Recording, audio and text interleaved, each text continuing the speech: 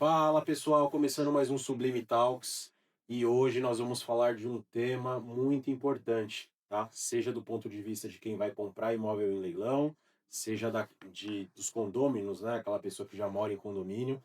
Hoje nós vamos falar de condomínio no geral e com alguns aspectos também de leilão. E eu trouxe para esse bate-papo nada mais, nada menos do que Cristiano Pandolfi e Mansur Sarride. Sejam muito bem-vindos. É um prazer estar aqui com vocês.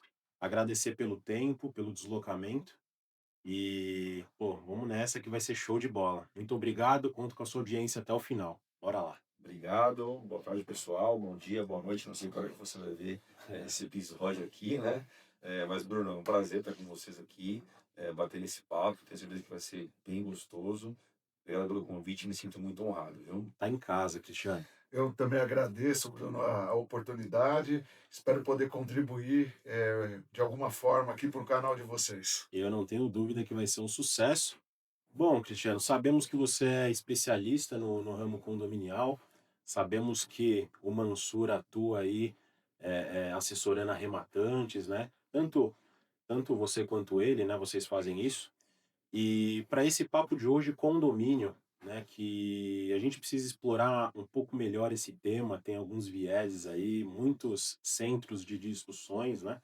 Mas antes de mais nada, eu gostaria que você se apresentasse, né? Fala para nossa audiência quem é o Cristiano, né? Sua trajetória, como que se conectou, né? Com o direito condominial e logo após veio o Mansur, tá bom? No mesmo contexto. Bom, meu nome é Cristiano Panolfi, acho que talvez algumas pessoas também conheçam já, eu vivo participando de eventos e podcasts por aí. Eu venho na advocacia desde 2014 e acabei me envolvendo com esse universo condominial por ter amigos que atuam com administração de condomínios, enfim, e acabei chegando até os condomínios, participei de uma assembleia, participei de outra. Quando eu vi, eu estava completamente envolvido com condomínios, fui síndico do meu condomínio também por 4 anos, então isso também fez com que eu me estudasse, né, me aprofundasse na área, porque, como eu sempre digo, não há espaço para amadorismo mais na sindicância, é preciso mesmo se aprofundar e levar as coisas com seriedade. Atualmente, eu estou como presidente, perdão, estou como vice-presidente da ANACOM, que é a Associação Nacional de Advogados Condominialistas do Brasil. Estou também na OAB São Paulo, como secretário-geral da Comissão de Direito Condominial, e estive por 3 anos à frente da presidência da Comissão de Direito Imobiliário e Condominial do Tatuapé, onde eu conheci o Dr. Mansur, meu amigo que está aqui.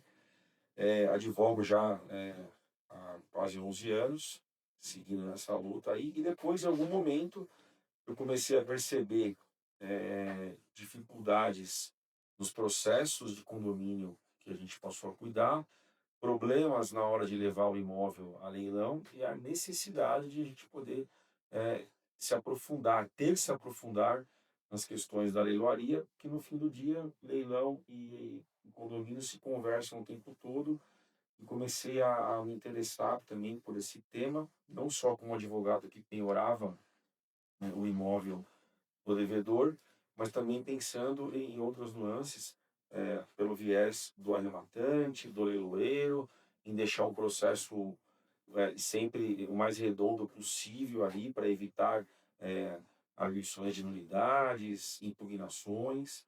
Então, passei a estudar isso também com profundidade e assessorar também arrematantes, e aí fiquei nesses dois nichos, condomínio e leilões. Legal, legal. Sem dúvida, condomínio e leilões têm uma sinergia, né? No final do dia, realmente, eles conversam, se convertem, né?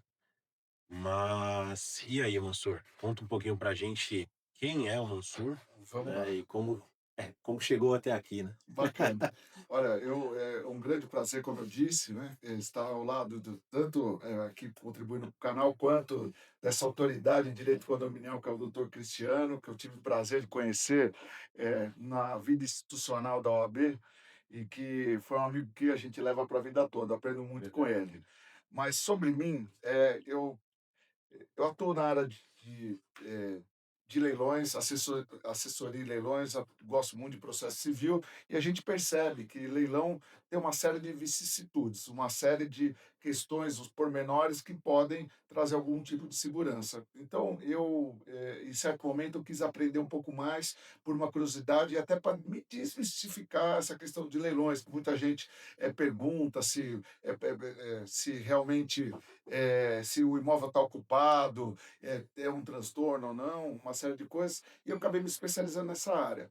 Atualmente, eu sou sócio do escritório de advocacia e também estou como secretário-geral da OAB do Tatuapé.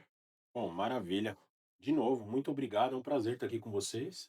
E vou dar início, então, à nossa discussão aqui no bom sentido. E gostaria, Cristiano, que você começasse explicando, primeiro, para mim, depois para nossa audiência, né? O que que é um condomínio, cara? De uma maneira assim, bem sem o juridiquês, né? A nossa audiência já está acostumada. A gente busca falar o simples, sem perder a responsabilidade que o tema exige, né? O que é o condomínio nas palavras do doutor? É, fugindo completamente do juridiquês aqui, tentando trazer para uma linguagem bem simples, Uma né? tradução, né? O condomínio é como se fosse uma sociedade de áreas comuns. Então você tem ali as áreas privativas, que geralmente é o seu apartamento e a sua vaga de garagem, se ela tiver ali uma matrícula individualizada, enfim, ou ainda que conste apenas na convenção que cada unidade terá uma vaga de garagem de uso privativo. Então, no modo geral e simplificando, o condomínio é isso, é uma sociedade de pessoas que moram num local comum e que dividem, rateiam ali despesas em comum. Basicamente é isso.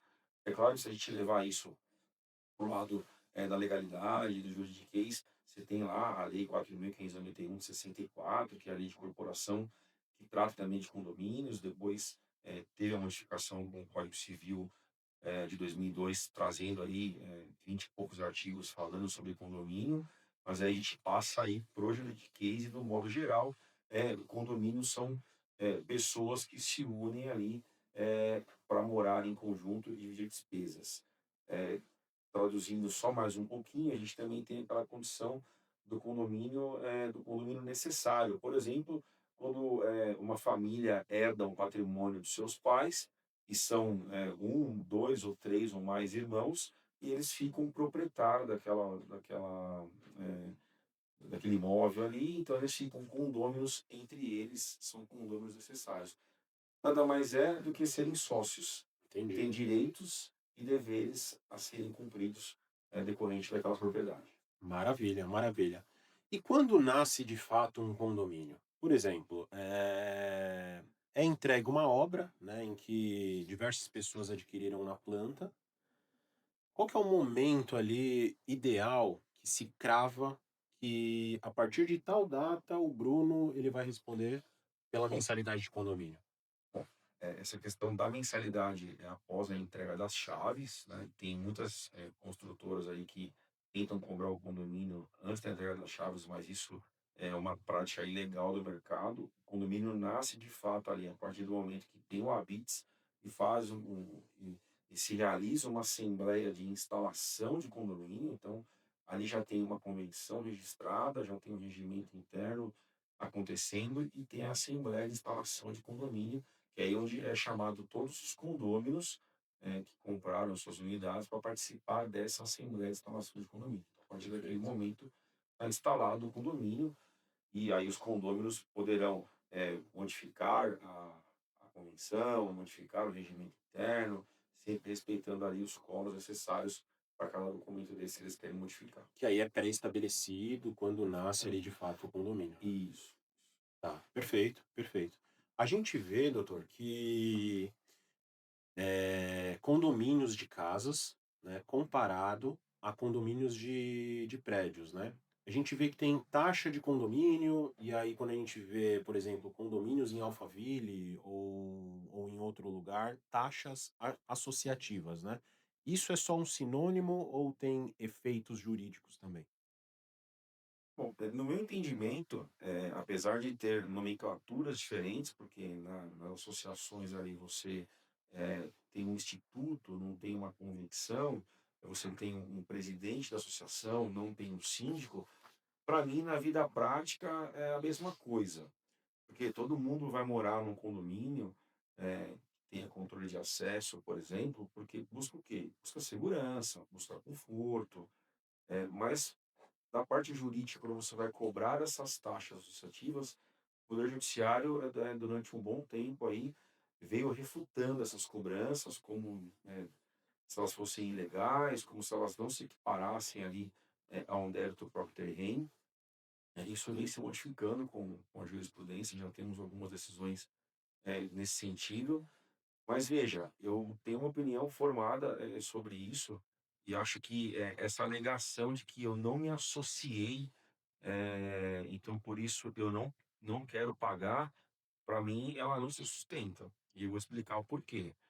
A partir do momento que você eh, vai visitar um imóvel, que na hora da visita você já passou por um controle de acesso, que você já percebeu que tem uma segurança naquele condomínio, que tem uma área comum, um jardim comum, que é sustentado com o dinheiro da associação, que toda a segurança é paga com aquela associação, e você adquiriu um imóvel naquele local. Para mim, a alegação de que fala assim, olha, eu adquiri um imóvel, mas não me associei, ela é completamente leviana, Maliciosa também, né? maliciosa, entendo que sim.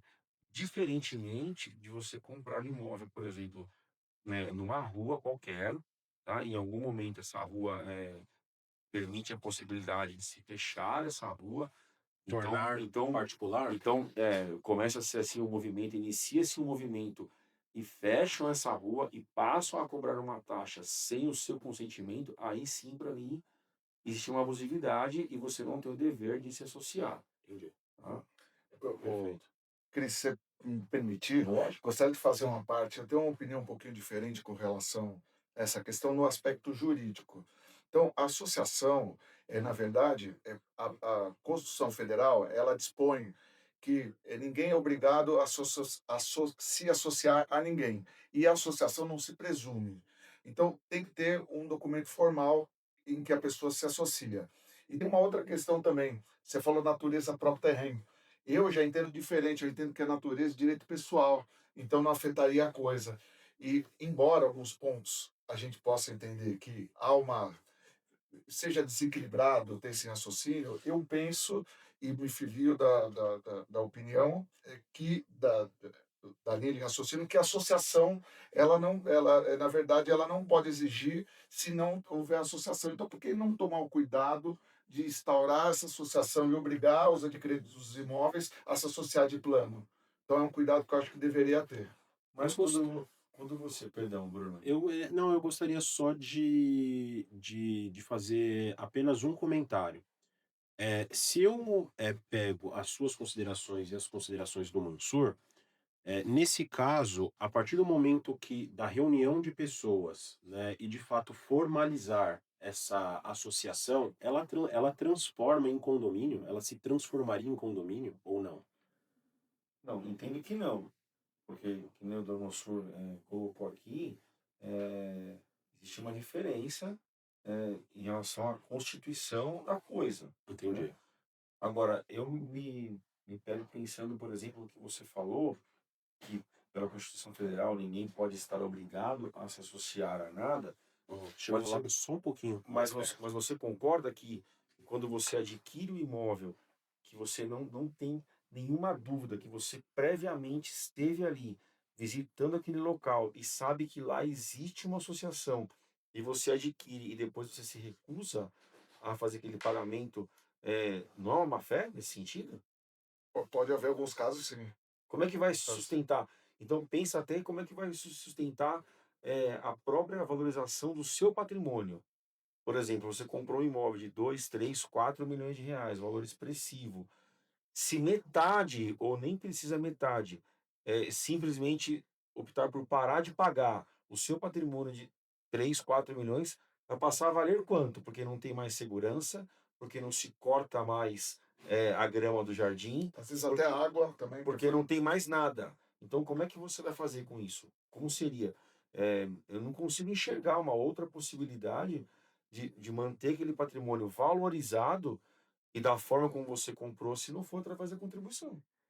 Penso É claro, que mas penso que tem efeito não só jurídico, mas comercial também. Sem dúvida. sem dúvida, e respondendo a sua pergunta do meu ponto de vista, na verdade, se há uma reunião com todos os proprietários dos lotes que resolvem partir para a associação, então você tem uma associação formada com a aquiescência de todas com a vontade de se associar de todos os proprietários, mas não condomínio, porque condomínio tem regras próprias Sim. que se diferenciam de tudo e por tudo de uma associação, que nada mais é a manutenção de um loteamento. Inclusive, há discussão, salvo equívoco, se pode ou não pode entrar, se pode ou não pode proibir a entrada de terceiros dentro de um loteamento. No condomínio é certeza que pode proibir, mas no loteamento talvez não. Entendo, entendo, entendo. Perfeito, perfeito.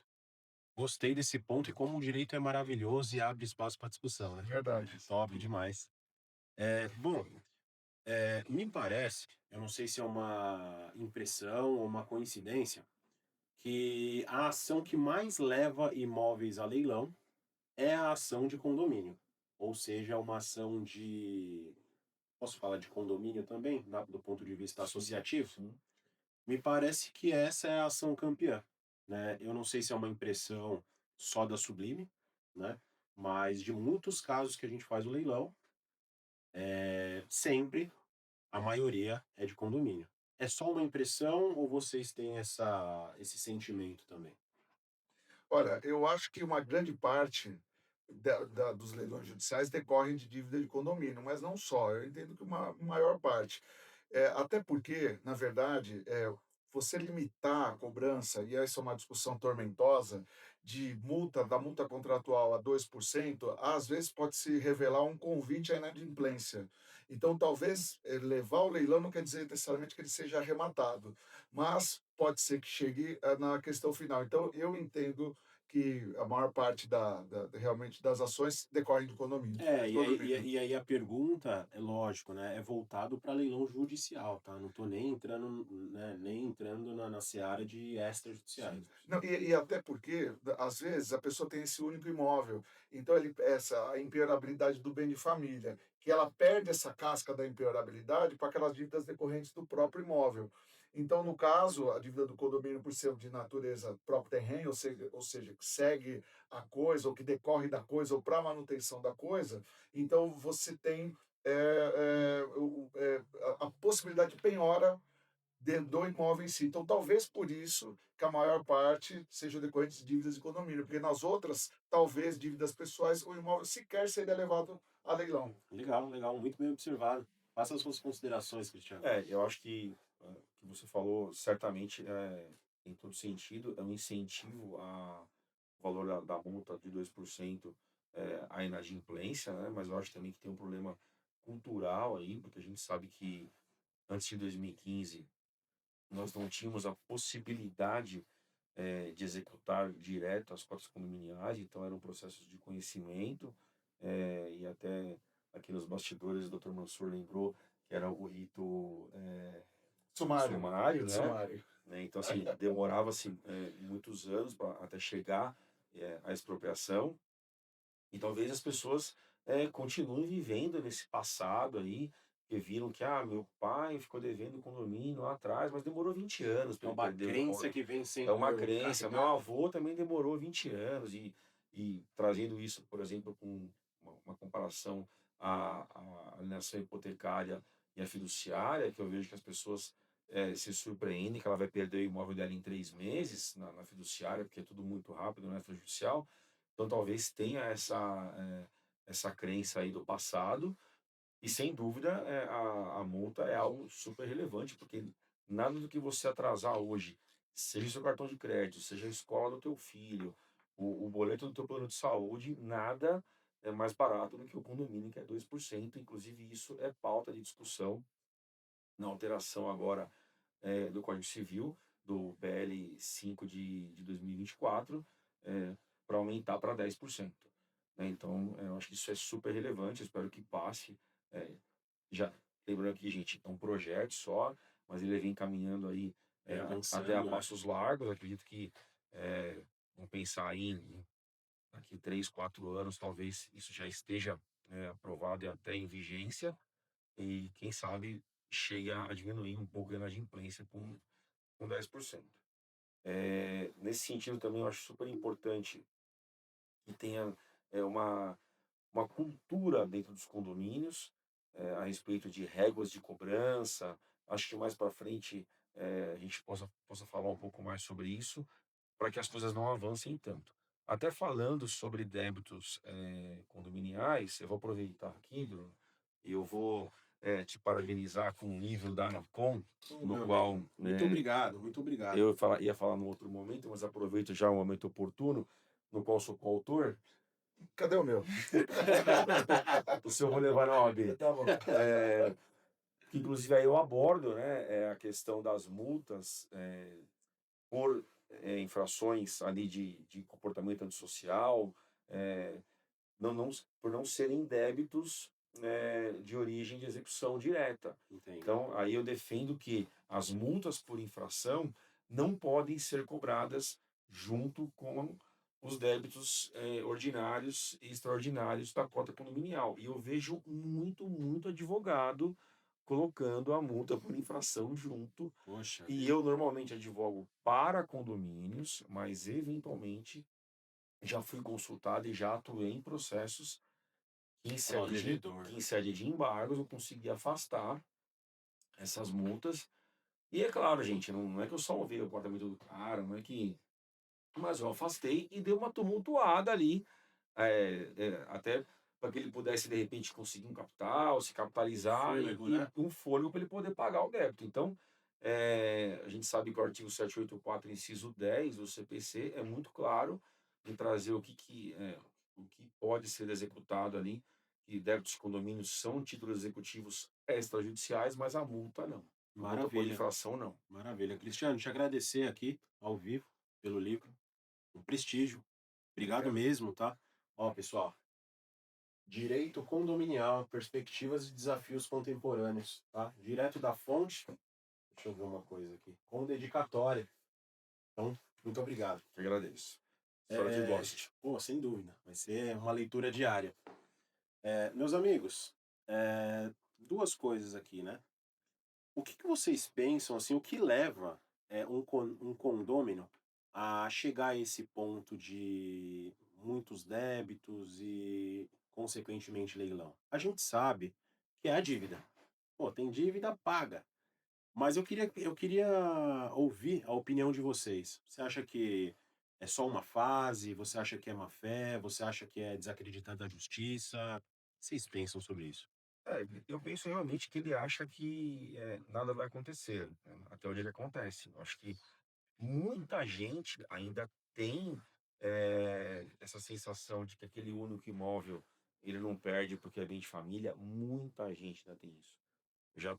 Infelizmente, já atendi pessoas no meu escritório ali achando que não perderia o imóvel nunca por débito condominial porque gozava da proteção do bem de família. Então, eu acho que a desinformação, apesar da gente ter hoje meios de comunicação aí extremamente rápidos e WhatsApp, né? WhatsApp e internet, a um toque, acho que a desinformação ainda é grande. As pessoas acham que não vai acontecer, mas acontece. Então, por acreditarem que não vão perder o imóvel, pela a multa aplicada no atraso ser extremamente baixa, acho que essa combinação é bombástica para que as pessoas acabem deixando isso acontecer e chegar até o leilão. Entendi. O que que você pensa sobre isso, Mansur? Quando a gente fala de inadimplência e com a consequência leilão, a gente que navega ali nos dois mundos. Vamos lá.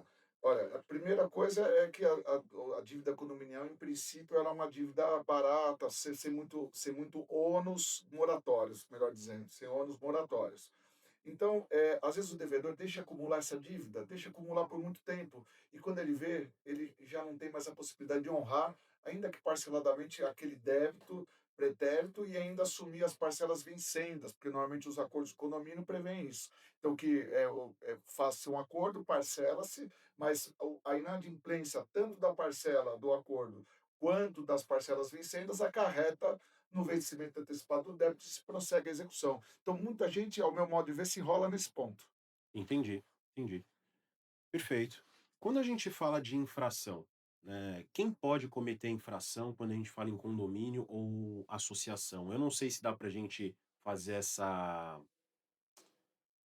sabe, navegar condomínio e navegar associação, mas um condomínio no geral, tá? Quando a gente fala de infração, moradores podem receber infrações, assim como os síndicos também podem, né? Qual que é o maior desafio em administrar, colocando infração, administração, débitos, caixa? Qual que é o maior desafio que um condomínio enfrenta hoje? Eu acho que o maior desafio dos síndicos hoje é lidar com pessoas, né? É o grande desafio hoje da sindicância, conscientizar pessoas. Eu falei isso no começo, as pessoas vão morar em condomínio porque elas buscam, na sua grande maioria das vezes, as mesmas coisas, elas querem conforto, elas querem lazer, elas querem praticidade. Acontece que muitas vezes buscar o conforto causa desconforto. Então, por exemplo, vou explicar. É, pegamos um condomínio aí que recebe semanalmente ou diariamente os seus pais no condomínio, porque os avós vão lá cuidar do netinho enquanto a pessoa trabalha, enfim, e por algum motivo eles não acessam a garagem, eles entram pela portaria.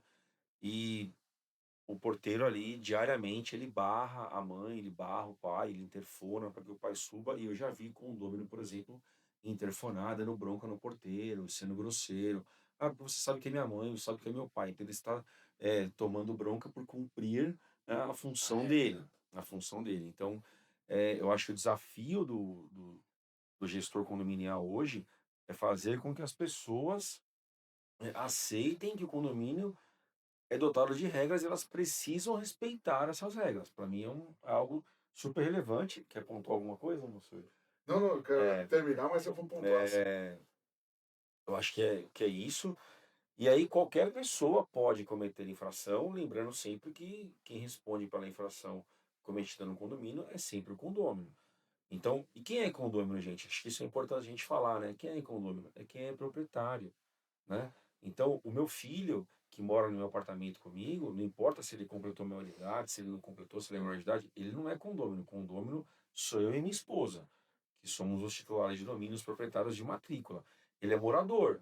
Então, qualquer infração que ele cometa no condomínio vai acabar respingando a mim, financeiramente. E não estou nem falando de questões criminais, que a gente sabe que envolve aí no dia a dia o condomínio, mas é importante lembrar que infrações cometidas por convidados de condôminos, por filhos de condôminos, por sogro, sogra, parente, quem vai responder, a unidade a ser multada será a sua. Tá? Olha, Perfeito. eu queria fazer uma observação. Eu ouvi de um professor, que é o único professor de direito titular de direito romano, da cadeira de direito romano do Brasil, que é da Faculdade de Direito do Largo de São Francisco, qual tive o prazer de ter aula com ele, Bom, mande um abraço para ele. para o professor Eduardo Marque, que é uma sumidade na área de direito romano. Eu tive prazer no âmbito da pós-graduação em direito civil, né? E ele falava o seguinte, que desde o direito romano a copropriedade ou condomínio é a mãe das rixas. É a mãe das rixas. Isso estamos falando de 3, 4 mil anos atrás, talvez. Que, que 2 mil anos curioso. atrás. Mas é porque os condomínios, eles refletem exatamente a sociedade. Então, o Rodrigo Carpaf, meu presidente na UD de São Paulo, ele tem uma fala que eu gosto muito, que ele fala que nós temos sociedade intramuros nos condomínios. Então, as pessoas trazem para dentro dos condomínios o que elas são do lado de fora. É muito simples. E hoje, com a quantidade de condomínios enormes que nós temos aí, às vezes 400, 500, 1000 unidades, a depender do tamanho até mais, você não sabe quem é seu vizinho. Você não sabe quem mora do teu lado. Então, se for um condomínio pequeno, algo que é possível ali você se relacionar, ok, mas você já não sabe mais quem é. Então, e aí eu trago assim, até por uma questão de segurança e algo que a gente verifica bastante, seu filho pequeno, de 4, 5, 6 anos, não pode ficar lá embaixo sozinho e você achando que o condomínio é responsável pelo seu filho. De jeito nenhum. Não dá, De jeito nenhum. né? Não dá. Você precisa ter um adulto ali cuidando. Por mais que a gente crie normas dentro dos condomínios e que a gente procure eh, buscar ali um equilíbrio, mas você não sabe para quem que uma pessoa vai vender uma unidade. Se é uma pessoa do bem, se é do mal. E aí talvez está falando sobre a questão do Airbnb, se pode, se não pode. A gente talvez chegue Nossa, eh, leu minha mente. nessa discussão e algo que está para ser votado também na reforma do Código Civil. Eu tenho um posicionamento muito claro sobre isso. Eu acho que o que me incomoda é o efeito surpresa do Airbnb, né? Então eu compro uma propriedade na qual ela tem uma destinação residencial, e em algum momento começam a ter uma locação ali rápida e não dá para trazer isso para a lei da locação por temporada. Ah, mas já tem previsão na própria lei do inquilinato, se não me engano, acho que no artigo 48, se não me engano, se eu estiver errado, me perdoe, gente, de cabeça. É, não dá para falar que é uma locação por temporada tradicional, porque a gente sabe que não é.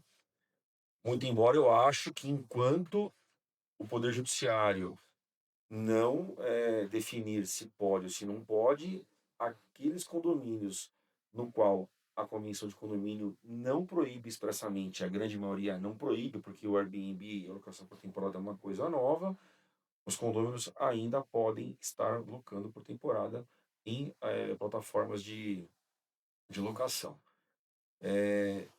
Defendo isso porque o Poder Judiciário já tem decisões trazendo aí algumas proibições, mas não são decisões vinculantes.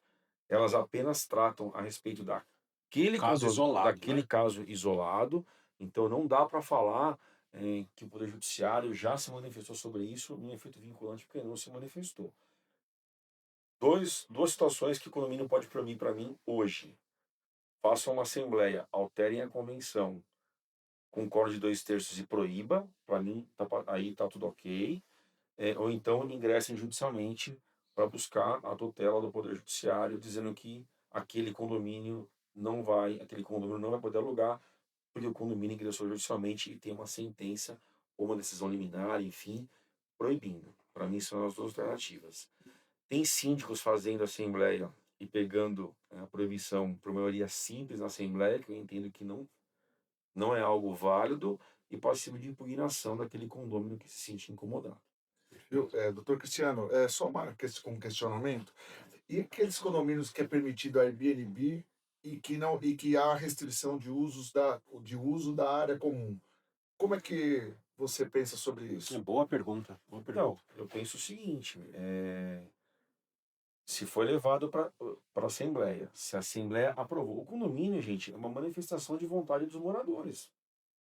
Desde que não seja feito nada de forma ilegal, né? Penso que pode, porque se você parar para pensar, por exemplo, na quantidade de produtos que vai na piscina, vamos pensar assim, num condomínio que loca por temporada muito, tem aquela rotatividade, então vai estragar mais a água, vai ter que tratar mais.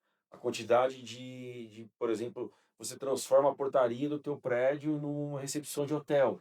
Então hoje você tem 2 funcionários, você precisa ter amanhã 3, vai aumentar o custo do condomínio.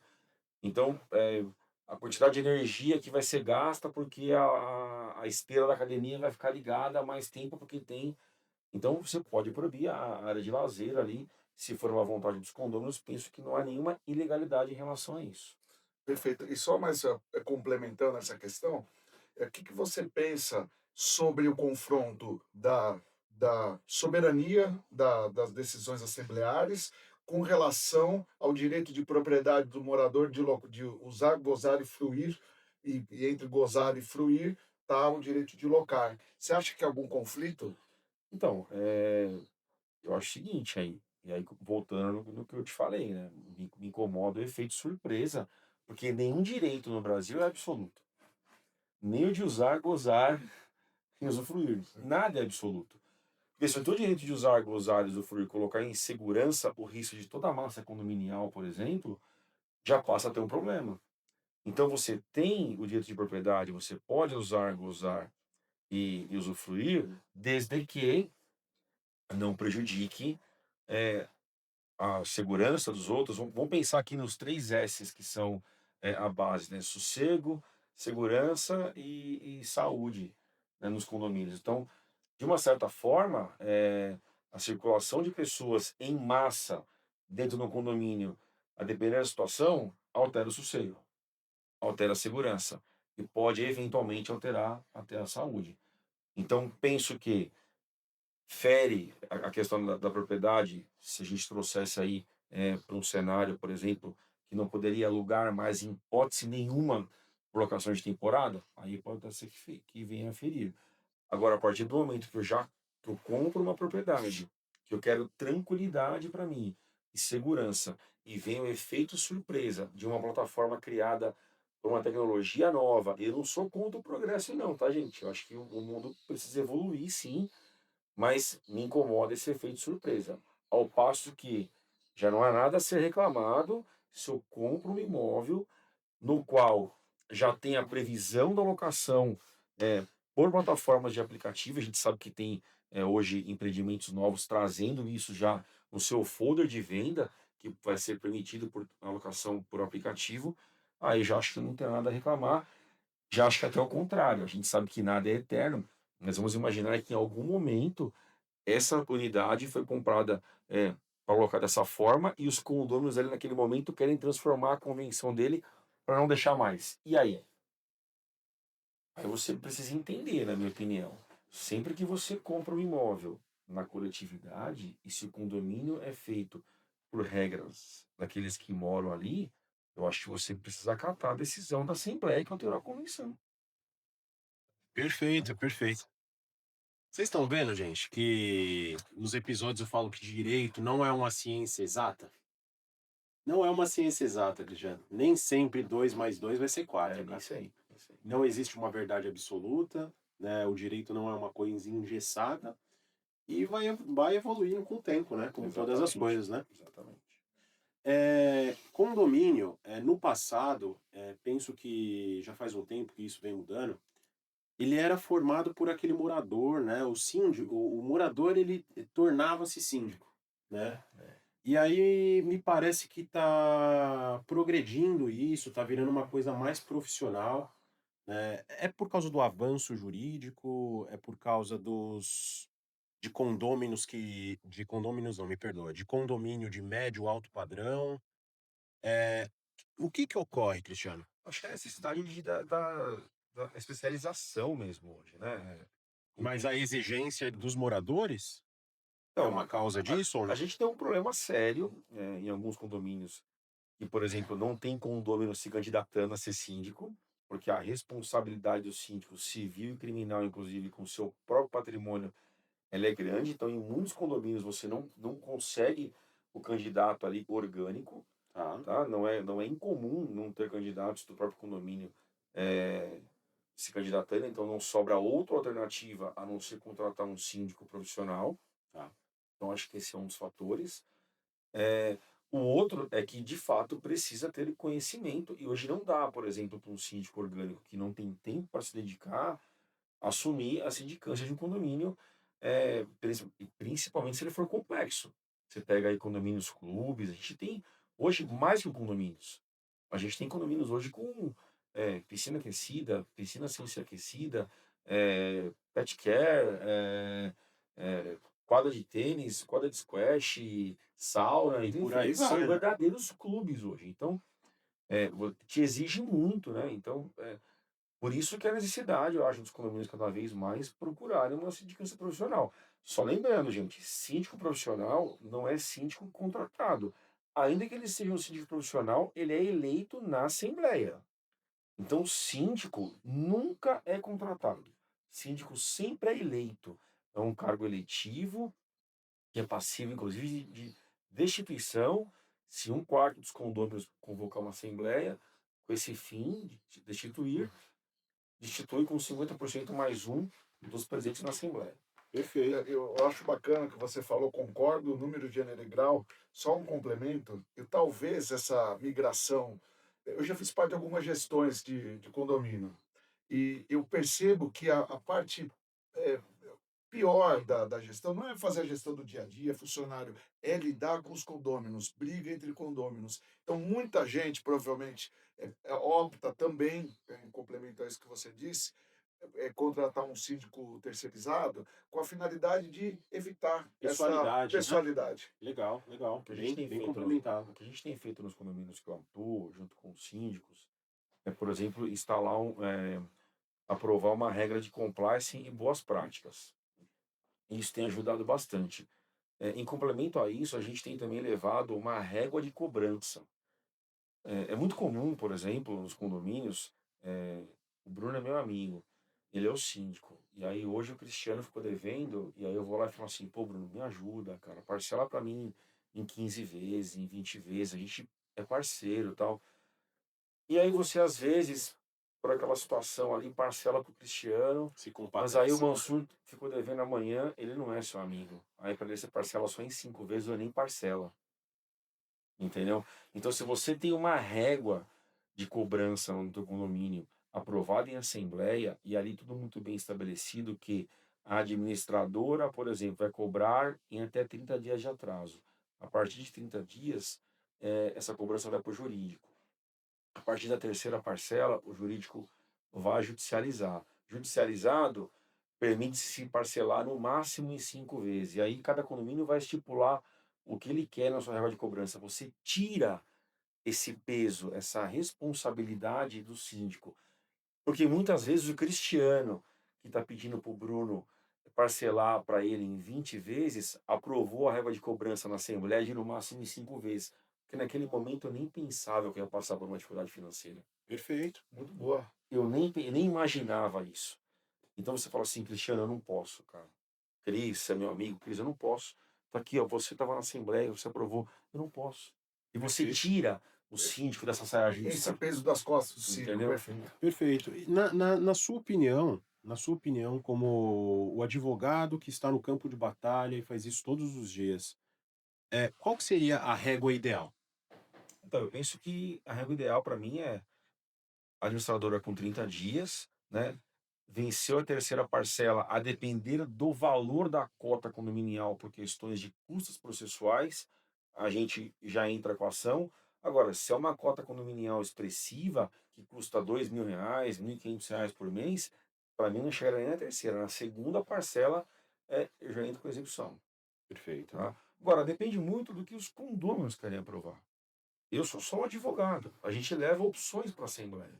O Cristiano, ele é acionado pela administradora ou ele é acionado direto pelo síndico? Como que funciona esse telefone sem fio, digamos Então, assim? via de regra, eu sou acionado pela administradora quando tem a régua de cobrança já pré-definida, que com 30 dias a administradora passa para o jurídico. Quando não tem essa régua, eu sou acionado pelo síndico. Perfeito, perfeito. E curiosidade, quanto tempo? Eu sei que tudo depende da atuação da parte contrária, às vezes um processo ele dura mais tempo, menos tempo, mas quanto tempo leva em média, desde do ajuizamento de uma ação de condomínio até de fato a realização do leilão e a arrematação e o concurso de credores e o ponto final do processo, onde esse dinheiro é dividido ali entre todos os credores e se houver saldo, volta para quem está perdendo. Então, Bruno, isso é muito relevante, né? Porque, principalmente tocando nesse tema tão sensível que você trouxe aqui, que é o concurso de credores. Então, vamos pensar numa execução saudável, sem tumulto, Pode haver acordo antes, sem mas imaginando que não tem então, acordo. vamos imaginar uma execução saudável, onde não tem concurso de credores trabalhistas, por exemplo. A gente sabe que a prefeitura eh, não fica ali embarreirando o processo, que ela, via de regra, ela só está ali esperando o momento de receber o dinheiro dela, mas no mínimo, na minha experiência, vai levar 2 anos e pouco aí até, se você conseguir citar rápido, até você penhorar, avaliar e fazer o leilão, e quando ele receber o dinheiro. Eu não, E muitos acordos eles acontecem antes de fato de acontecer a penhora, digamos assim, porque eu imagino o seguinte, o condômino ele deixou de pagar. Acontece uma notificação que seja por WhatsApp até mesmo, né? Olha, Cristiano, e assim, acontece mesmo de ele ter esquecido, por exemplo. A gente sabe que o nosso tempo hoje ele é curto, né, o dia passa Sim, desse jeito, são sim. muitas coisas para pensar, trabalho, família e etcétera, e às vezes deixou passar o boleto, né. Ele recebe uma notificação, "Olha Cristiano, você esqueceu, deixou de pagar", e assim, ele é lembrado ou, muitos condomínios já executam direto? Não, não, pelo contrário, os condomínios procuram resolver de forma extrajudicial, eh, por várias vezes até. Tá, Mas é por isso que eu falo da importância da regra de cobrança, para que haja tratamentos iguais, certo. tá. O importante, ter a importância, perdão, de ter a regra de cobrança, é para que as pessoas tenham tratamentos iguais, para que não haja diferenciação de quem é o devedor.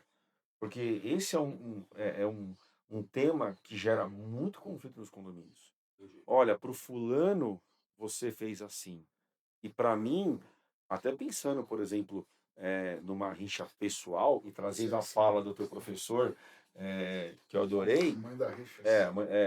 quando você quer se livrar de uma pessoa, né? Então, digamos que existe ali uma perseguição no condomínio e aquela pessoa perdeu o imóvel, seria uma maneira de você se livrar, então você não facilita a vida dela em nada, você não faz acordo, você quer mesmo que o imóvel dela seja levado a leilão para que ela vá embora do condomínio. Então, se você cria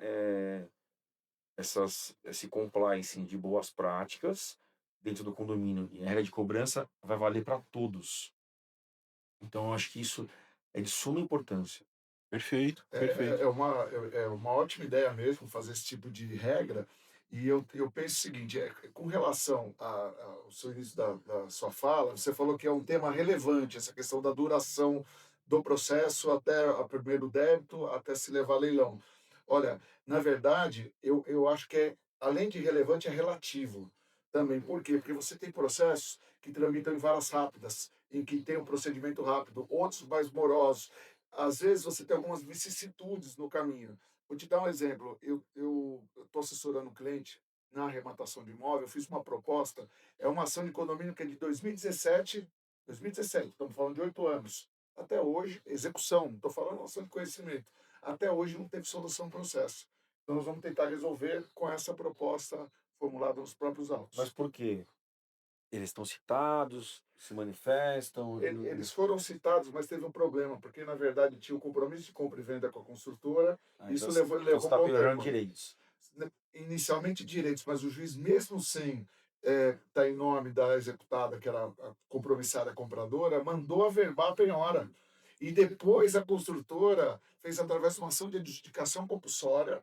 A construtora é a ação de adjudicação compulsória inversa, porque a Nossa. construtora falou o seguinte, falou assim, olha, passa a escritura, se você não receber a escritura, Entendi, a sentença entendi, vale como entendi, título entendi, registrável. entendi. Porque a construtora não tinha o menor interesse em manter aquele imóvel no seu patrimônio. Não, não tinha interesse pior, ela estava sendo demandada, executada Por- por IPTU Exatamente, inadimplência, exatamente, pela perfeito, perfeito, inadimplência de IPTU. perfeito. Então ela não queria consolidar para não assumir, Não, as dívidas não, fiscais, é isso? a construtora, eu achei um processo que um cliente arrematou um leilão, um imóvel no leilão, achei um processo não, né? Participei de um processo que o cliente arrematou um imóvel no leilão, que ele arrematou direitos, tá? Eh, e aí não tinha o contrato de compra e venda nesse processo. Olha que loucura, hein? Foi feito um acordo de débito condominial, entre o compromissário comprador e o condomínio. O condomínio executou esse acordo e as cotas vincendas, só que ele não levou para o processo o contrato de compra e venda. Não tinha. E o processo seguiu assim, quadrado, quadrado, quadrado, chegou no leilão, fez o leilão assim. Eu dei entrada, consegui fazer com que a carta de arrematação fosse expedida da propriedade, peticionei, pedindo, saiu. Quando chegou no cartório, o que aconteceu? Uma bela de uma nota Resistência. devolutiva dizendo que não ia registrar. E aí a gente começou a bater cabeça. Aí eu fui pesquisar ações dessa construtora, achei uma ação da construtora contra o promitente comprador, numa ação de obrigação de fazer para que ele transmitisse a propriedade para ele, porque ela também estava sendo demandada na prefeitura com IPTU, na Uhum. dívida ativa e tal, e com sentença já transitada em julgado. Aí eu peguei essa sentença, fiz o requerimento pro cartório de imóveis, bonitinho, fui lá, conversei com ele, protocolei, ele, graças a Deus, acatou o meu requerimento e registrou a propriedade. Esse trabalho do advogado é de suma É, importância nos você- bastidores, porque muita você informação falou, não estão né? naqueles autos, mas estão em outros lugares, ou nos Perfeito. órgãos E o públicos. cliente arrematou esse imóvel antes de falar com a gente, enfim, então ele tinha dois caminhos aí: regularizar por uso capião ou através de uma chancela compulsória, que a gente sabe que também é demorado e a gente E conseguiu tem, resolver tem e que preencher os avançar. requisitos certinhos ali para juiz, para juiz Olha, abertura. mais uma questão que eu lembrei, eu analisei uma vez um processo, esse eu desaconselhei o cliente, né, a arrematar, mas olha a situação, tinha alienação fiduciária, tinha a locação averbada na matrícula e ainda apareceu uma ação de uso capião Esse da locatária que falou que em certo momento ela passou a agir como se dona fosse da coisa e tinha mais a questão do uso capião. Eu falei, ó, esse é meu melhor amigo, correr, esse é melhor correr. pula fora. Pois é, pois é. Nem tudo que está em leilão é vendável, Sem né? dúvida, sem Mas dúvida. vocês deram início ao nosso próximo tópico aqui, né? Eu acho que quem está nos assistindo ficou maluco agora, né? Adjudicação compulsória, alienação fiduciária, e aí tinha uso capião, e aí deu um nó. É, Peraí, peraí. Agora a gente vai fazer a conexão, Cristiano, com a parte de leilões, né? Que é quando o condomínio já ajuizou a ação, né? Antes de 2015, a pessoa que está nos assistindo precisava discutir o título, né, que estava sendo ajuizado ali. De 2015 para cá, esse título, né, a cobrança condominial, você já pode executar direto, numa linguagem foi simples, um né? avanço. Foi um avanço. Então você poupa o esforço, o tempo ali de todas as partes do advogado, né? Isso foi muito positivo para a advocacia. Mas agora quando a gente mergulha e faz a conexão de ações de condomínio, né, e leilão, tudo começa ali na penhora, né? Porque quando o devedor ele é acionado, não penhora de cara o carro dele, a casa dele. Existe uma ordem de penhora ali. Primeiro é dinheiro, né? Bloqueio em conta, não teve, papapá, papapá, chegou, né, no carro ou até mesmo no imóvel que originou aquela cobrança, né?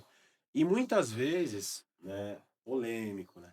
Muitas vezes quando o advogado ele pede a penhora do imóvel, esse imóvel ele está financiado. E aí? Porque quando o imóvel está financiado, o imóvel ainda é do banco, né? E a pessoa que está morando ali, ele fala, vou comprar meu imóvel próprio, é nada. Ele está pagando um aluguel para o Sim. banco até se tornar proprietário e de fato consolidar em seu nome, né? Então vamos lá. Condomínio deixou de pagar, condomínio entrou, o condômino, né, deixou de pagar, o condomínio entrou com ação, não conseguiu a penhora de ativo financeiro, tal, chegou no imóvel. Esse imóvel ele está financiado. Portanto, ele não tem a propriedade, só os direitos de uso, né, do contrato de compra e venda. Vai penhorar os direitos.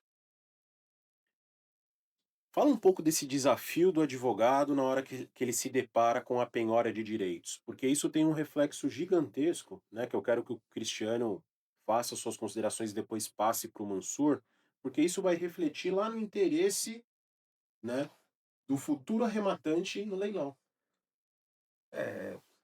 Isso é uma dor que a gente tem, principalmente porque os bancos, na sua grande maioria das vezes, eles não colaboram nos processos de execução. Então, quando penhora direitos, você precisa intimar o credor fiduciário ali para que ele traga para o processo qual que é o saldo devedor daquela unidade. E se a gente for falar, por exemplo, em sede de Caixa Econômica Federal, nossa, os caras são complicados para trazer esse saldo. Lembrando que, normalmente, os juízes trazem nas suas decisões que o arrematante se subrogará no valor do débito que tiver com o banco ali, com o credor fiduciário. E isso, via de regra, acaba afastando aí o interesse do comprador, do arrematante em participar desse leilão. Primeiro, porque às vezes o banco não leva esse saldo para o processo. E segundo, que quando ele leva, às vezes o saldo é exorbitante e, só fazendo uma consideração aqui, que ele não consegue se subrogar na mesma condição do devedor ali, com as mesmas parcelas, ele tem que quitar geralmente o valor, e acaba não compensando aquele leilão. Aí o molho sai mais caro que o É, peixe. às vezes acaba não compensando. Então, isso aí a gente tem lutado para que o Poder Judiciário venha modificando. A gente teve uma decisão aí recente do STJ trazendo que agora é possível penhorar a propriedade, Exato. né? Mas ainda não sei como que isso vai ficar na prática, porque a grande discussão para mim, na verdade, ela não termina aí. Se penhora os direitos ou a propriedade. Penhora a propriedade, mas como fica o saldo? O juiz vai afastar o saldo devedor eh, e vai falar para o banco seguir cobrando do devedor fiduciário, e o arrematante não vai responder por isso, porque, para mim, é o que tem que acontecer. Porque pensando pelo arrematante ali, quando o saldo devedor ele é exorbitante e ele vai inviabilizar o leilão, então para que levar a leilão? Olha, a minha opinião nesse sentido, você quer fazer as suas considerações Eu primeiro? gostaria. Posso? Então vamos lá. Tem uma outra questão que implica que, na verdade, são raros os casos em que há uma sensibilidade dos juízes. Dos juízes na fixação do valor mínimo para arrematação. Vamos lá. Olha, qual é o valor, quer dizer, desculpe, dos peritos na hora de avaliar os direitos, codificar os direitos do imóvel. Então vamos lá. O perito vai, o juiz nomeia para fazer a avaliação. Chegando lá, ele faz uma avaliação do imóvel como se fosse só do imóvel, não dos direitos. Mas eu vou te dar um exemplo. Eu patrocino os interesses num caso, eu posso falar porque eu não vou falar o nome dos envolvidos, em que há 1.700.000 de débito de alienação fiduciária, 400.000 de condomínio, e o imóvel está avaliado a 1.800.000. Como é que se resolve isso? Talvez abatendo, fala assim: olha, o valor do imóvel não é 1.700.000. Desculpa, da avaliação, não é 1.800.000. É 1.800.000 menos o débito fiduciário. Isso é uma avaliação de direitos, no meu modo de ver. Então, assim, há uma falha, não sei se você concorda comigo, Sim, se você sim. concorda também, que é muito raro ver um perito levar em consideração os débitos que frutificaram na penhora dos direitos, né? Para efeito de descontar e se chegar no exato valor do que está sendo leiloado. Perfeito, perfeito. Bom, eu entendo, compreendo. O que que eu penso sobre isso? O perito, quando ele é nomeado, cada um desenvolve sua função, né? Não dá para a gente falar diretamente do método evolutivo que o perito usou, porque não é nossa praia, né? E assim como o perito ele não pode adentrar no meio jurídico, porque ele não tem conhecimento, não estudou para isso. Então ele foi nomeado ali para estimar o valor da coisa, da propriedade, sendo que o que foi penhorado Os foram os direitos. direitos, né? O que que eu penso sobre isso? A solução que eu encontro é, se foi penhorado os direitos, né, do contrato de alienação fiduciária, por que então não exige, sob pena de multa, que o credor fiduciário venha até o processo, apresente os seus cálculos e daqueles cálculos ali, aquilo vai servir como avaliação, porque não está sendo levado a leilão os direitos? Sim. Por que então que você vai usar o valor da propriedade? Não faz o menor sentido, porque veja, se a gente tem um imóvel que a avaliação da propriedade é R$ 200.000, exemplo hipotético, tá? E ele tem R$ 100.000 de alienação fiduciária, você não pode fazer o leilão baseado na coisa, na propriedade por 200.000. Você deve considerar o que tem de valor em aberto e descontar daquele valor que está em aberto. Porque o que está sendo levado ali é a posição contratual, Cristiano. Você entende? Então, assim, se você fez uma alienação fiduciária de 200.000, certo? E você já pagou 100 e o imóvel vale 300.000, o que deve ser levado a leilão é os 100.000 e você vai sofrer o desconto em leilão do valor que está lá, do valor do contrato, entende? Mas nesse cenário, não haveria um prejuízo ao o Proprietário. proprietário? Por exemplo, vamos pensar nesse sentido. Vamos pensar sei lá, vamos pegar uma conta maior aqui. Tá, Vamos pensar um imóvel de R$ 1 milhão, que está financiado há 15 anos, por ok, exemplo. ok, O saldo devedor é R$ 100 mil. R$ 100 mil é o saldo devedor. ok. Você vai fazer a avaliação em cima do saldo devedor? O que vai a leilão é o valor que ele já pagou, é o valor que ele já pagou, o valor que ele já pagou descontado em segundo leilão. Por Então, quê? só para mim entender a sua linha de raciocínio. Vamos supor que nesse imóvel, quando ele comprou, ele deu R$ 500 mil de entrada. 500 mil. R$ 500 mil de entrada. E agora ele já pagou, o saldo devedor dele é R$ 100 mil. Então o perito vai avaliar o quê? Vai avaliar R$ 600 mil, é isso? Não, nesse caso ele está dizendo que dispensaria a perícia. Seria pelo valor Não, é isso no aí. seu exemplo. É isso aí. É o Mas valor, vai é o vender, valor que mas ele vai, já pagou. mas vai vender por O quanto? valor que ele já É o pagou. valor que ele já pagou. Pensa comigo. Ó, alienação fiduciária de 1 milhão. 1 milhão. Ele já pagou 500 mil. Perfeito. Então vai acontecer o leilão pelo que ele já pagou. Primeiro leilão pelo valor de 500 mil. Segundo leilão com 50% pelo valor de 250. Aí sim, ele está respondendo e está sofrendo desconto no valor que ele já pagou. Então ele vai comprar por 250 e aí ele tem um saldo em aberto de 500. E aí o imóvel que a garantia que era 1 milhão, agora para ele em leilão virou 750. Porque a vantagem do leilão, Mansur, é o quê? O que Mas, brilha os mas quem olhos? está levando a leilão é o condomínio. Tá avaliando, quem penhorou foi o condomínio, Foi é isso? condomínio. Foi E condomínio. se vender por 250, você não entende que se vale R$ 1 milhão o imóvel dele, você não entende que houve um prejuízo ao devedor? Não, e outra coisa, tem um princípio da execução, que a execução Da tem que ser menor onerosidade Menor, ao menor devedor? Então, onerosidade ao tô devedor. preocupado com então, isso. mas assim, o executado é o financiado, correto? O Não, execu... exatamente. Só para fazer uma ponderação no meu modo de ver a coisa. Assim, nesse seu raciocínio, você está considerando um curto espaço de tempo. Mas vamos imaginar que se passaram 10 anos de pagamento de parcela. Parcelou em 30 anos, 25 anos, 20 anos, ou máximo, 30 não anos, sei. não, acho que já é 30 anos. 35 até, se eu não me Então, engano. 30 anos, parcelou em 30 anos, ele pagou 10. Vamos supor que quando ele comprou, valia 100 mil. Tá. Hoje vale 2 milhões.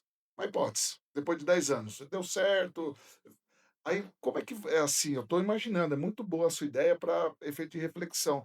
Como é que você vai considerar que levar um valor, quer dizer, levar a leilão por 100 mil reais como valor dos direitos, ou um Esse é valor o de valor 300 que. mil, Esse, Mansur, desculpa, é o valor que ele já pagou.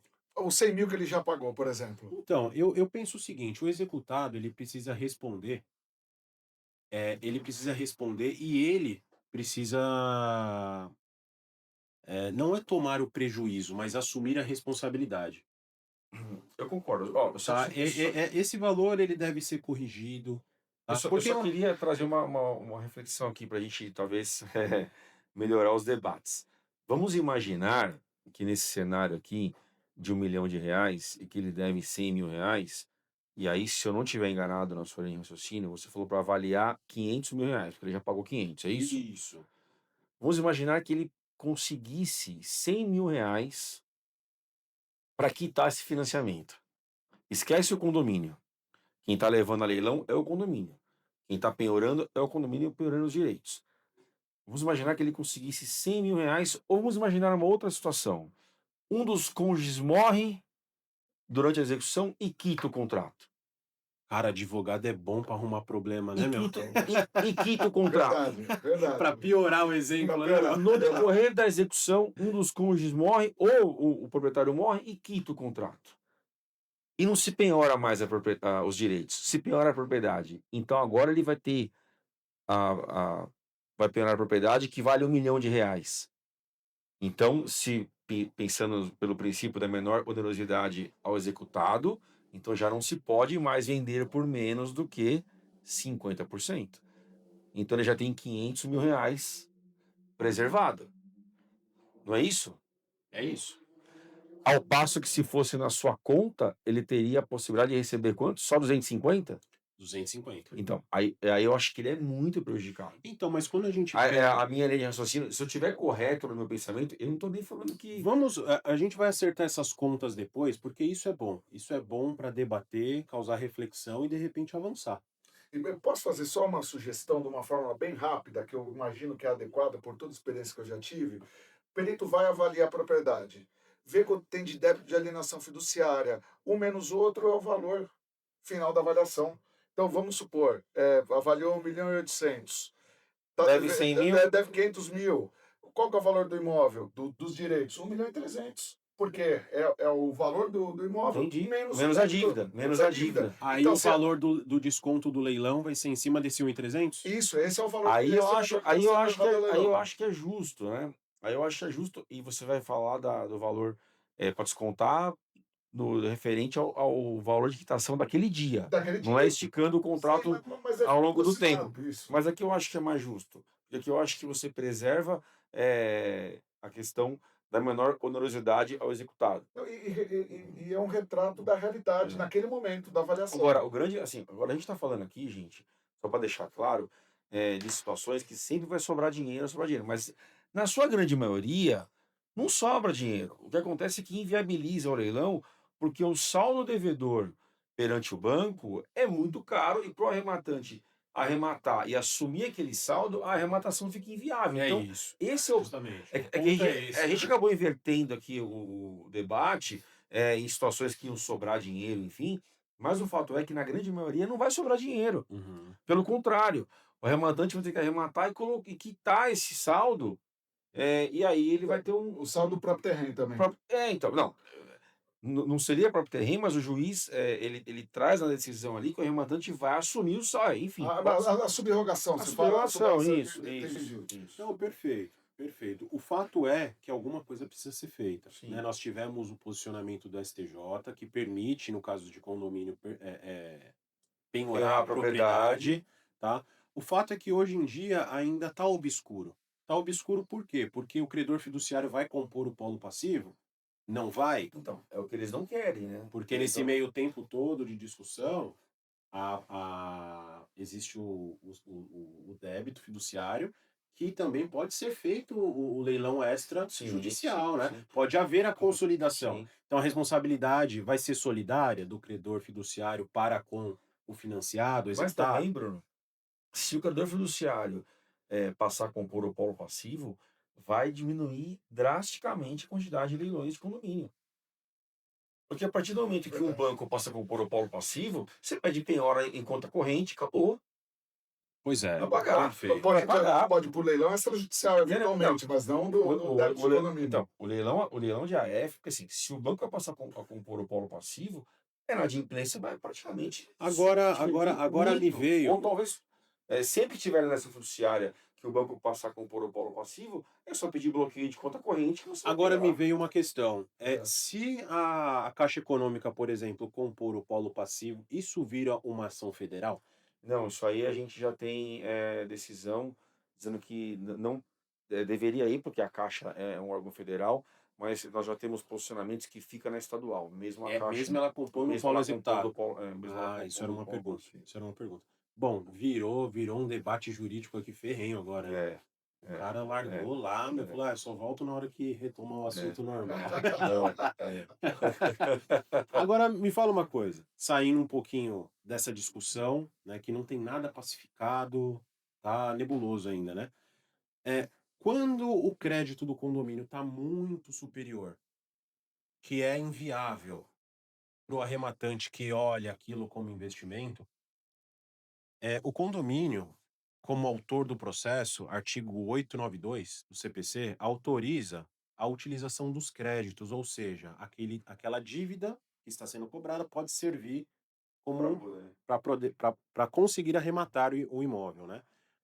Isso pode partir do síndico, esse poder. O regulamento pode permitir que o síndico fale sim ou não. Ou, Bruno, não tem nada a ver, precisa passar por assembleia, tem um quórum mínimo para isso, porque às vezes acontece. Acontece que o imóvel está tão inviável de vender em leilão que aí a gente tem duas opções. Ou o condomínio ele perdoa a, a, a, a diferença da cobrança até o limite da Em face do arrematação, arrematante. né, em face do arrematante, ou ele mesmo, o condomínio mesmo compra em favor da massa condominial, reforma, aluga e fica com o dinheiro do aluguel em caixa. Fala um pouco melhor, Vitor. Olha, Bruno, eu até acho que o síndico tem a caneta, mas eu não gosto de decisões, principalmente de valores tão expressivos, sem que ele leve isso para uma assembleia. Para mim, o quórum da assembleia é o quórum simples, são a maioria ali dos presentes ali, então não acho que tem que ter um quórum especial, mas eu levaria para uma assembleia sim, porque o condomínio está adquirindo uma propriedade, né, ele vai trazer aquilo pro todo. Amanhã mais tarde esse síndico pode não estar mais lá e eventualmente alguém questionar essa decisão que ele tomou sozinho, enfim. Então, eu não vejo ilegalidade em ele tomar a decisão sozinho, porém, não acho aconselhável. Eu acho que ele deve sim levar isso para a massa decidir. Se a massa quer adjudicar esse imóvel e depois tomar também decisões se vai vender, se vai alugar, se vai transformar, sei lá, vamos pensar que fosse um imóvel no térreo, se vai transformar, mudar, fazer destinação de área, sei lá, fazer uma academia que não Playground, tem, enfim, aí ele vai, uma vai brinquedoteca. deliberar ali como é que eles querem fazer, mas eu acho prudente que ele leve isso para uma assembleia. Perfeito, Eu posso perfeito. fazer um questionamento? Claro. Então vamos lá. Olha, na adjudicação, se presume que vai ser arrematado pelo valor da avaliação, Tá. na adjudicação. Quando se fala que o condomínio pode usar os seus créditos para fazer a arrematação, você entende que ele pode usar o crédito dele para arrematar numa segunda praça? Claro, sem dúvida. Não Numa vejo segunda problema, praça né? com Sem dúvida. desconto. Até, Sim, até, sim. até porque, Mansur, eu entendo que a adjudicação é uma coisa, a arrematação é outra e utilização dos créditos é outra. Eu não sei se existe uma disposição que classifica cada um, mas eu procuro fazer essa diferenciação. Por quê? Eu entendo, tá? Eu interpreto dessa maneira. A adjudicação, ela vem antes do leilão. Então, se não houve adjudicação, acontece o leilão. E essa utilização dos créditos aqui que está classificado em terceiro lugar, ela pode ser utilizada em segunda praça. Sim. Então isso tem uma diferenciação absurda em utilização do crédito e adjudicação.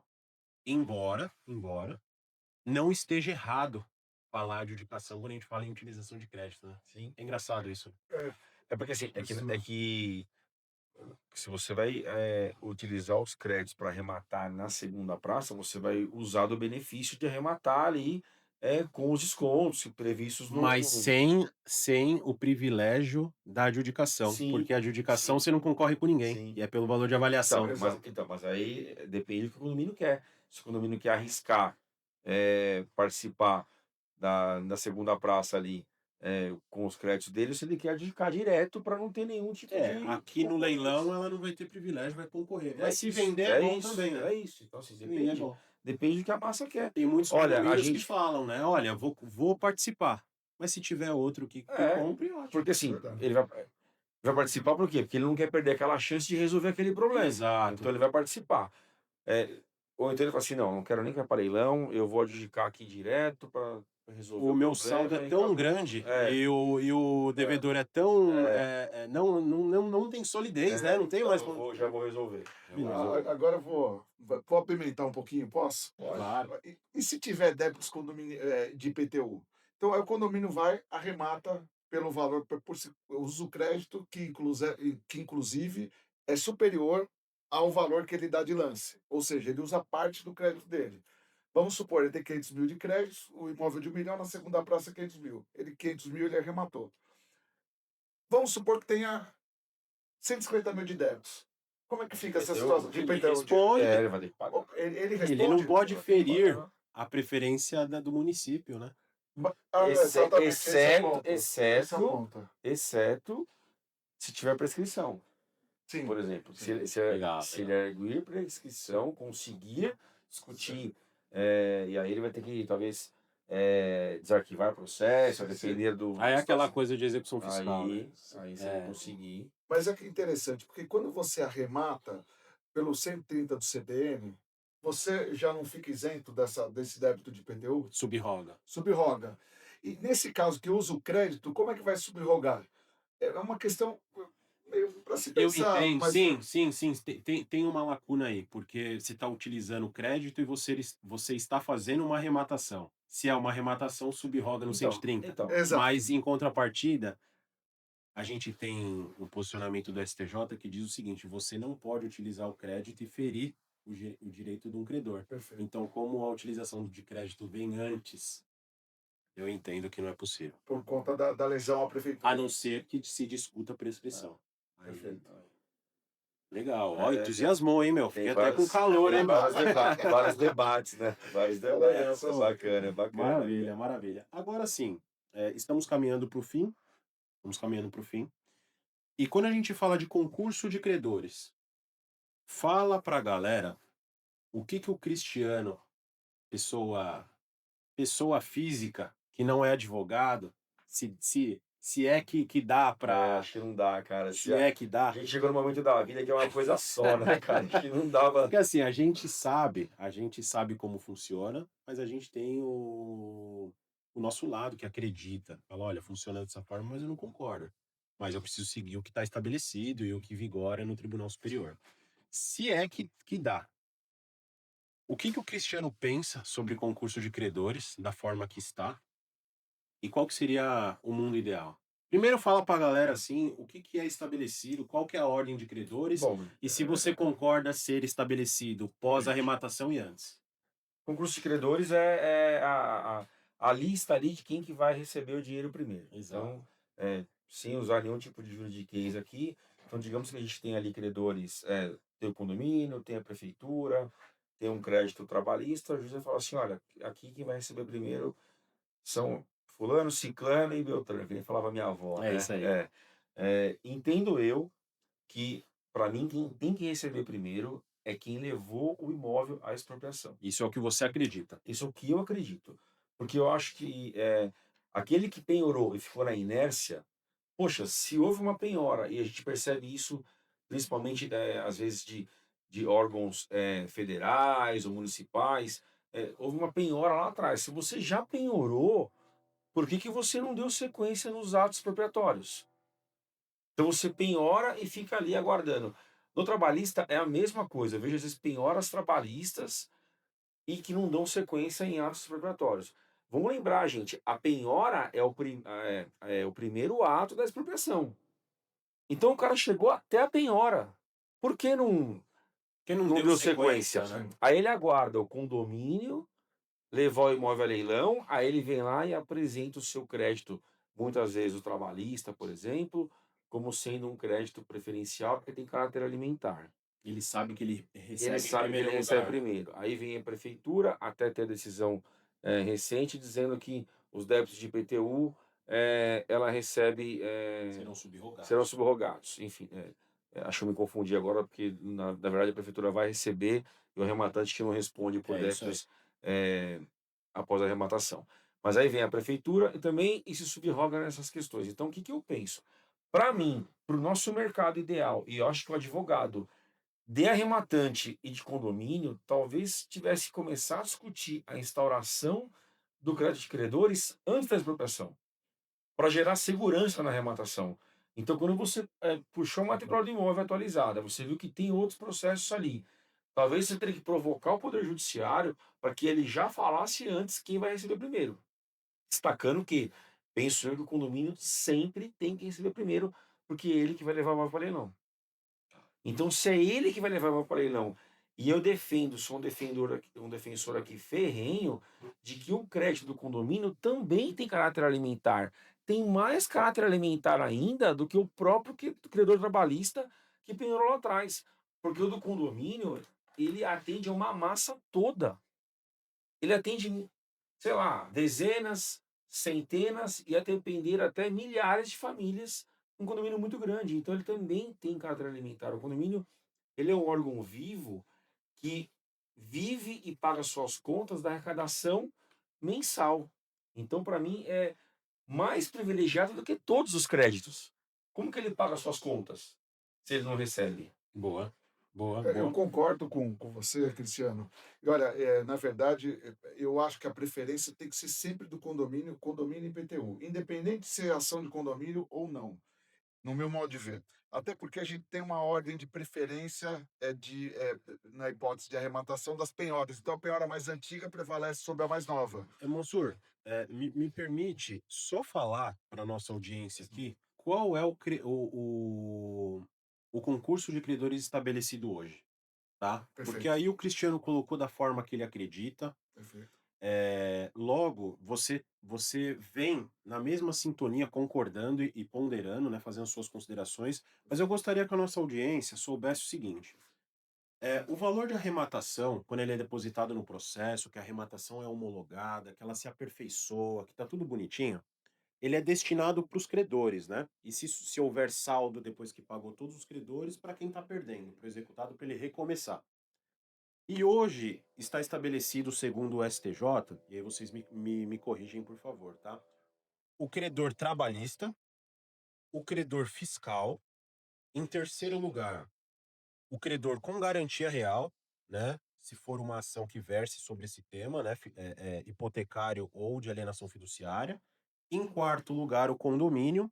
Em quinto lugar, os quirografários, né? Que precede essa anterioridade de cada penhora. E aí a gente se discute também, né? Ah, mas é a contar da averbação da matrícula que ganha o efeito erga omnes público ou é a contar da lavratura do processo?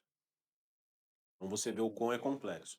Então agora, estabelecido, cravado aqui como acontece hoje, por favor, desculpa te interromper, Mansur. Imagina, obrigado pela colocar as coisas nos seus devidos trilhos, porque às vezes as pessoas não têm isso em mente.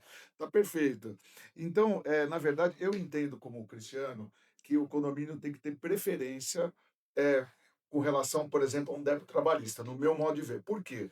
Porque se você não alimentar, se você não cuidar da coisa, por isso que é a natureza própria terreno, a coisa perece. Então o Perece. condomínio perece, então o condomínio fica velho e a coisa se torna sem valor. Então, por que dá preferência para algo que, na verdade, não é a manutenção da própria coisa? Então, no meu modo de ver, o crédito do condomínio deveria ser em primeiro lugar. No meu modo de ver. Eu vou dar um exemplo que aconteceu num caso que eu assessorei um cliente numa arrematação. Então, o cliente deu um lance de forma parcelada. Então, 25% à vista e Isso mais é. 30 parcelas. Perfeito. A partir o oitavo pagamento, começou a pipocar penhoras trabalhistas no processo. Uma penhora, fiz as contas, fiz, não, o valor da Ainda arrematação, paga. preço ainda paga. A segunda, eu comecei a ficar preocupado. Da terceira em diante, começou a ficar sobrar débito do condomínio para terreno. Ou seja, não tinha instaurado o concurso ainda. Não tinha instaurado. Aí, o que que a juíza fez? Instaurou o concurso por volta da 12ª parcela. Perfeito. O que fazer nesse meio tempo? Porque o prazo de desistência já tinha Já tinha passado há passado. 10 dias da arrematação. O que fazer nesse caso? Eu pensei e falei assim: olha, excelência, quando eu arrematei, não tinham essas penhoras, eu não tinha conhecimento nem da Vício no existência dessas edital, né? ações. Não chega nem a ser um vício do edital, porque o edital, o legal não tinha condições de saber a existência Não daquelas estava na penhoras, matrícula. nem não estava na matrícula. Perfeito. Então começaram a vir aquelas penhoras. Então, imagina só, aí o que eu sugeri? Falei, vamos fazer o seguinte: falar para o juiz o que aconteceu, que não tinha conhecimento na ocasião, e abrir a possibilidade, reabrir o prazo para desistência, caso seja mantida a ordem de preferência. Ou isenta o arrematante de eventuais débitos condominiais remanescentes. E a juíza, nesse caso, preferiu isentar, o condomínio não recorreu da decisão. Pois E é. ficou como dívida pessoal com relação ao antigo proprietário. Mas olha que curioso, Mansur. O condomínio ele ficou inerte, É. né? Mas se houvesse Você me discute. provocação, haveria discussão. Isso, En- no momento próprio, claro. Entendeu? Então a gente vê que, assim, às vezes a gente observa que, em primeira instância, né, juízes eles proferem decisões que, assim, não estão de acordo com o Tribunal Superior. Sim. Mas se a parte contrária não recorre, Acaba a discussão. preclui, né? É. Exato. Perfeito. Você sabe o que acontece? Acho que todo mundo que sentou nos bancos de uma faculdade de Direito ouviu isso, né? E por que eu defendo que o condomínio tem que receber primeiro, ou então aquele que levou o imóvel à expropriação? Porque o direito não acolhe aqueles que dormem. É. Isso aí. Então, poxa vida, o trabalhista penhorou o negócio faz 5 anos. Quando ele penhorou, talvez o cara nem devia condomínio. O cara estava ali naquela situação, nem não estava nem devendo. Por que que você já não levou o imóvel para leilão? Pois é, é muitas vezes o autor do processo que não trabalhista ou fiscal, ele paga advogado, né, e antigamente ainda, quando os processos eles eram físicos, o advogado pensa só Cristiano, nós, pagar estacionamento, É. encostar a barriga O em cara balcão, abandona o em processo, ele cartório, abandonou o aí processo. depois que a gente cuida e depois de uma série de É, gastos, vem o Desapareceu. credor e eu acho o Verdade. segui eu acho até que caberia, a depender do caso, uma ação de reparação de dano material do cliente, em face do advogado e o cometimento de infração ética até, que penhorou um imóvel, que achou um imóvel para penhorar e não deu sequência aos atos, sendo que o cliente dele trabalhista teria condições de ter recebido aquele crédito já há não sei quanto tempo. também, também, bem observado. Você concorda? Verdade. Poxa, Faz sentido. eu Faltou diligência, essa a palavra? eu tenho um valor para receber de uma empresa, sei lá eu, 30, 40 mil reais, 100 mil reais, você achou um imóvel, por que que você não seguiu cobrando? Exceto se houve renúncia, dos poderes outorgados, houve destituição, porque Alguma nuance porque as ali partes que, né, discutiram, aí não estou nem entrando nesse mérito. Agora, o que eu vejo na prática é que o advogado continua habilitado no processo, e aí ele vem e fala assim: "Opa, o crédito trabalhista é meu", perfeito, perfeito. né. Bom, chegamos ao fim, né, e eu gostaria que vocês deixassem um conselho, né, seja para quem mora em condomínio, quer evitar alguma discussão, seja para evitar a ocorrência de algum leilão, se alguém está passando por esse momento, né, que precisa ser encarado como um recomeço, a palavra está com vocês. Por favor, Cristiano. Bom, para quem mora em condomínio, eu acho que é necessário, não só na vida condominial, mas na nossa vida, que tenha tolerância. Sabemos aí que vivemos momentos turbulentos de uma sociedade, que na minha concepção ela vem doente, né? A gente vem de uma pandemia e as pessoas estão doentes. E quando eu falo as pessoas, gente, eu até me incluo, tá? Eu não estou me colocando fora do balaio, não. Eu acho que a gente vive um momento aí de excesso de informação, de respostas rápidas, as pessoas querem tudo de forma muito, muito rápida. E morar em condomínio exige compreensão. Então, por exemplo, você precisa estar disposto ali a saber que de repente você vai morar com um vizinho que tem uma criança que é autista. Você precisa saber que você pode morar eventualmente com um vizinho que tem um idoso com Alzheimer. Você precisa entender que você vai morar com um vizinho que teve filho recentemente e que a criança vai chorar e que você precisa ter um pouco de tolerância. Exatamente. E lembrando aqui, que eu sempre digo que, problemas particulares entre vizinhos não são problemas exatamente do condomínio. Então, se você tem um problema com seu vizinho de rua e se aquele seu vizinho do seu andar de cima, de baixo ou do lado incomoda só você, talvez seja algo que o condomínio não precise nem se envolver e não deva se envolver, porque é Perfeito. questão que você precisa se resolver ali. Mas voltando ao que você me falou sobre conselho, eu acho que é preciso, saber viver em condomínio e saber viver em sociedade. E condomínio nada mais é do que uma sociedade. Micro, às vezes até macro, a depender do tamanho do condomínio, mas é preciso ter um pouco mais de tolerância. Bom, até me lembrou a música Saber Viver. É isso, A né. palavra está com você, Mansur, por Verdade. favor. Olha, um conselho que eu posso dar é condômino, que primeira coisa que faça quando passe a morar no condomínio, peça cópia para o síndico, para a administradora, da convenção do condominial e do regulamento interno. Daí, você vai tomar conhecimento exatamente dos seus direitos, deveres e das suas obrigações. A partir daí, tendo conhecimento do que pode e o que não pode, agir com equilíbrio, bom senso e paciência. É nada mais, nada menos que se colocar no lugar do outro. Como você se sentiria se você tivesse naquela situação que você tem colocado seu vizinho? Se sentiria confortável ou não? Então, bom senso deve imperar nas relações condominiais. Que maravilha, que maravilha. E para a gente encerrar, o que que vocês estão achando do cenário leilão, né? E o que que vocês imaginam assim no futuro condominial e da leiloaria? Eu acho que os leilões só crescem, é uma vertente aí que vem com o gráfico sempre para cima, reflexo um pouco da nossa economia. Então, infelizmente, os leilões eles decorrem sempre de algum débito, enfim, mas é algo que cresce a cada dia no mercado e traz boas oportunidades para as pessoas que querem investir ou até mesmo para moradia. Acho que é algo promissor, que as pessoas precisam e devem procurar adquirir imóveis através dos leilões, mas faço uma ressalva. É necessário ter um profissional, se você não for um conhecedor da área, um profissional que possa pegar na sua mão, que possa andar junto com você, porque nós sabemos aqui, vocês como leiloeiros, nós como advogados, que nem tudo é vendável e nem tudo é para se comprar. Nem tudo que Você, reluz é ouro, né? você pode comprar um problema, você pode comprar uma situação ali que você achava que era algo e na verdade é outro. Então, o meu conselho maior é estudem, gente. Se você quer adquirir de forma profissional, ou você tem um advogado do seu lado que vai te orientar, ou você mesmo vai estudar, vai especializar, vai procurar entender desse mercado. Perfeito. E o que que você pensa sobre parte condominial para o futuro, assim, para o mercado? Eu acho que os condomínios só avançam, só aumentam. É um mercado imenso para todo mundo que está nessa cadeia. Então, é um mercado imenso para nós advogados, para empresas de terceirização, para portaria remota, para sítios profissionais.